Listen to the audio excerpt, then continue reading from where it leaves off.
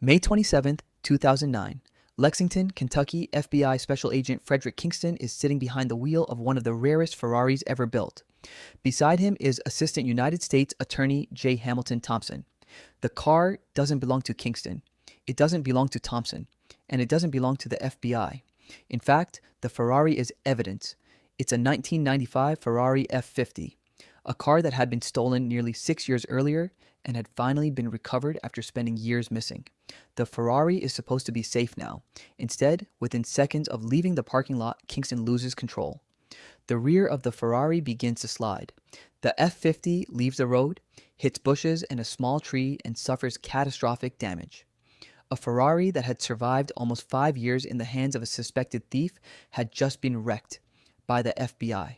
But that's only half the story, because the reason the FBI had this Ferrari in the first place is even stranger. To understand that, we have to go back to Pennsylvania and to a man named Tom Baker. If you enjoy true stories about extraordinary cars, strange crimes, and the people who thought they could get away with the impossible, subscribe to Rapid Vehicles, because this story has all three, and it begins with one of Ferrari's greatest road cars. The Ferrari F50 arrived in 1995 to celebrate Ferrari's 50th anniversary, and Ferrari didn't build many of them, just 349. The F50 wasn't designed to be a comfortable grand tourer. Ferrari wanted something much closer to the experience of driving a Formula One car on the street. Behind the driver sat a naturally aspirated 4.7-liter V12. No turbochargers, no hybrid system, and no automatic transmission. You got 6 gears and a gated manual shifter. The carbon fiber chassis and race-derived suspension made the F50 an extraordinarily serious machine. And when you accelerated, that V12 screamed toward 8,500 revolutions per minute. Today, an F50 can be worth millions. But even in 2003, this was an extremely valuable automobile. Which brings us to September 16th.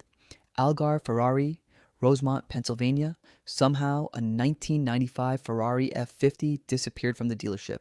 The man eventually tied to the stolen Ferrari was Tom Baker. And according to accounts of the case, Baker didn't need to smash a window. He didn't need a tow truck. He didn't sneak into the dealership in the middle of the night.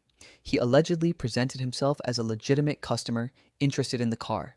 And once he had access to the Ferrari, he simply drove away. Think about the audacity required for that. Most car thieves want anonymity. They want darkness. They want speed. Baker's alleged method required something completely different. Confidence. Walk into a Ferrari dealership. Convince people you belong there. Get access to an incredibly valuable automobile. And then disappear with it. The Ferrari F50 was gone, and it wasn't coming back anytime soon. The disappearance created another problem. Insurance. Algar Ferrari was insured by Motors Insurance Corporation. With the F50 gone, Motors Insurance paid the dealership's theft claim. The amount was enormous, $625,000. That payment transferred ownership of the missing F50 to the insurance company. So somewhere in America, there was now a Ferrari F50 that technically belonged to an insurer, but nobody knew where it was. And for almost 5 years, that's how things remained. The Ferrari disappeared from the legitimate circulation. But the F50 hadn't been destroyed. It hadn't been stripped for parts. And apparently, it hadn't been shipped halfway around the world. It was still out there. Eventually, the trail led investigators to Kentucky. In August 2008, nearly 5 years after the theft, a Kentucky law enforcement unit working with the FBI recovered the missing Ferrari in Lexington. Imagine getting that telephone call if you're the insurance company. You paid $625,000 years ago. You've probably assumed you'll never see the car again. Then somebody tells you, "We found your Ferrari." And this wasn't an ordinary recovered vehicle. The F50 had become substantially more valuable. According to Motors Insurance, by 2009, the Ferrari's fair market value had risen to approximately $750,000. Authorities now had the car. They also had a criminal investigation. The FBI and local law enforcement asked Motors Insurance for permission to continue storing the Ferrari while investigators pursued the case against Tom Baker. Motors Insurance agreed. That decision makes perfect sense. The Ferrari could be evidence. The authorities needed it. And after disappearing for almost 5 years, surely there was nowhere safer for it than in law enforcement custody. The car was stored in Lexington. Meanwhile, the case against Baker moved forward. Eventually, Baker would plead guilty to possession of a stolen vehicle. But before that happened, somebody decided the Ferrari needed to be driven. May 27th, 2009. FBI Special Agent Frederick Kingston gets into the driver's seat. Assistant U.S. Attorney J. Hamilton Thompson gets into the passenger seat. What happened next would eventually lead to a lawsuit against the United States government. But there's an important question: why were they driving the Ferrari at all? And that's where this story becomes murky. The federal court that later handled the dispute said the circumstances surrounding the drive were not entirely clear. At least one document suggested the Ferrari was being moved so it could eventually be returned to Motors Insurance. Thompson later described being invited along for a short ride, but the insurance company would eventually question that explanation.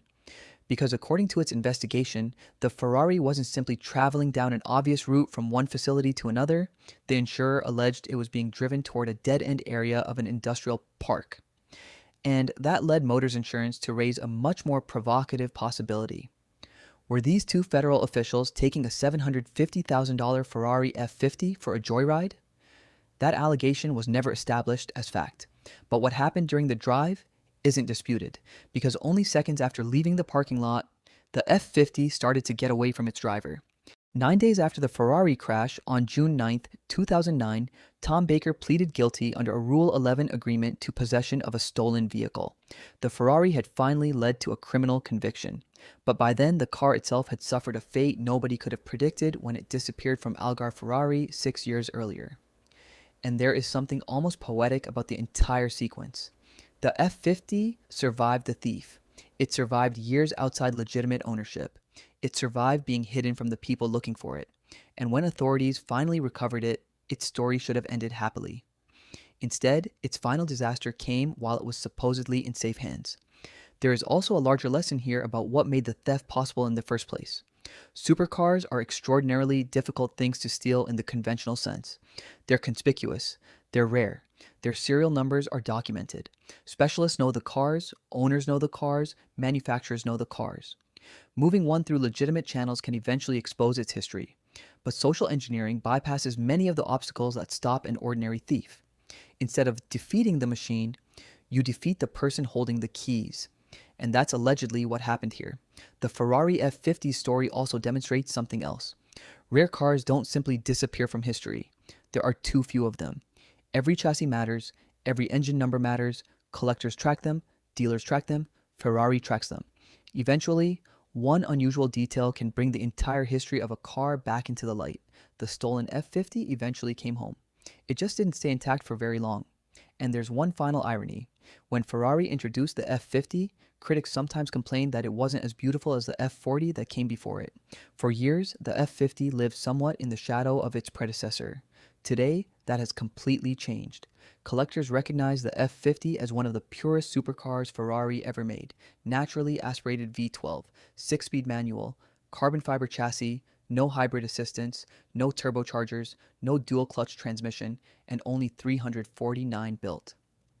Today, surviving examples can command several $1,000,000, which means the Ferrari that was once valued at $750,000 before an FBI agent crashed it would potentially represent several $1,000,000 of collector car value today.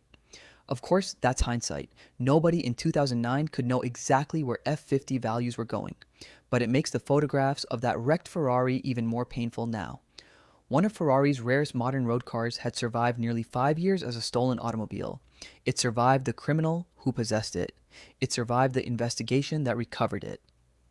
Then an FBI agent got the keys, and within seconds, the story of this particular Ferrari F50 changed forever. If you enjoyed this story, subscribe to Rapid Vehicles, because some of the greatest automotive stories aren't about lap times, horsepower, or top speed. They're about what happens when extraordinary cars collide with very ordinary human decisions. And we've got another one coming. This is Rapid Vehicles. Thanks for watching.